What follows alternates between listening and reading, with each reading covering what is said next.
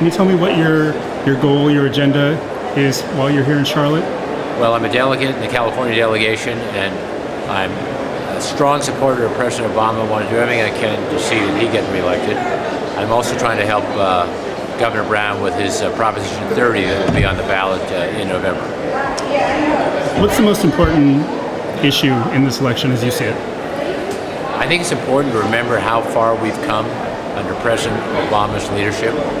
When he took office, we were careening toward another Great Depression, losing 900,000 jobs a month.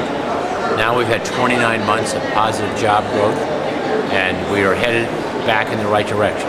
We're not where we want to be, but we're clearly moving in the right direction.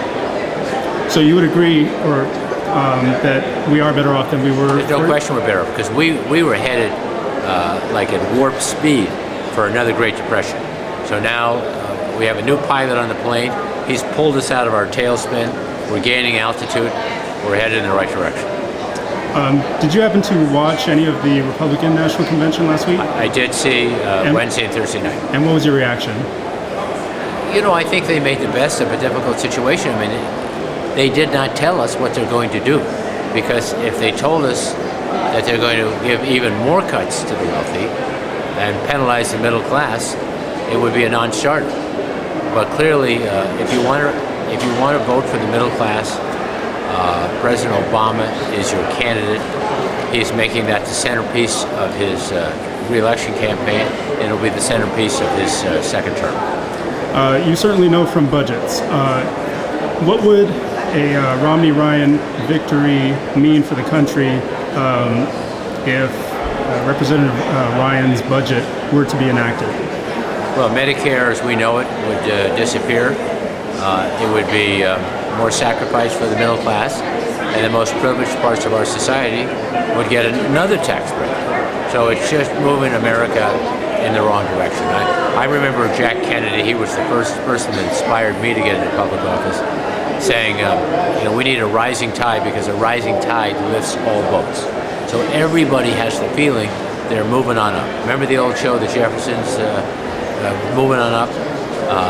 That should be the theme song for the Democratic Party.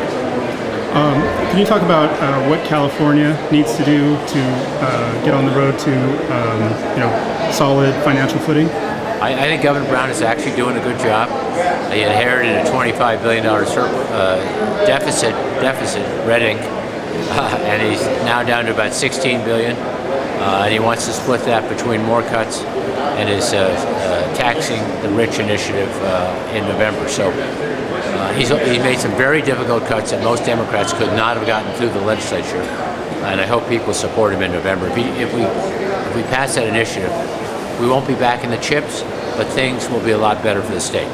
Last question, sir. What in your view, needs to be done in order for that to pass in November, between now and Election Day, in order to get that message out, to get that passed?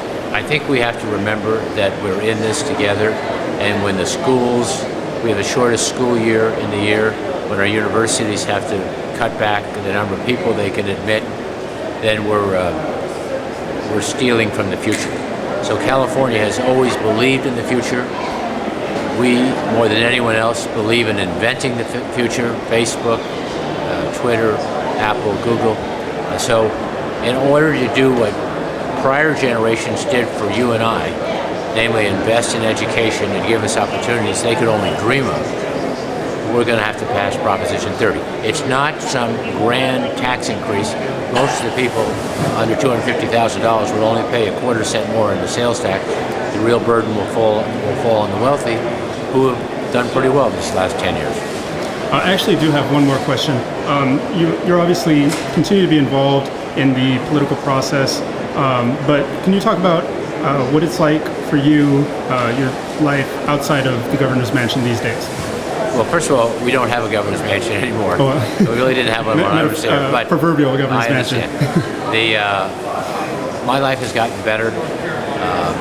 I enjoyed every moment in public life, but now we're leaving it to younger folks, Jerry Brown being a notable exception, to solve these problems. And we've got a good crop of people coming up. I'm sure they'll do a fantastic job.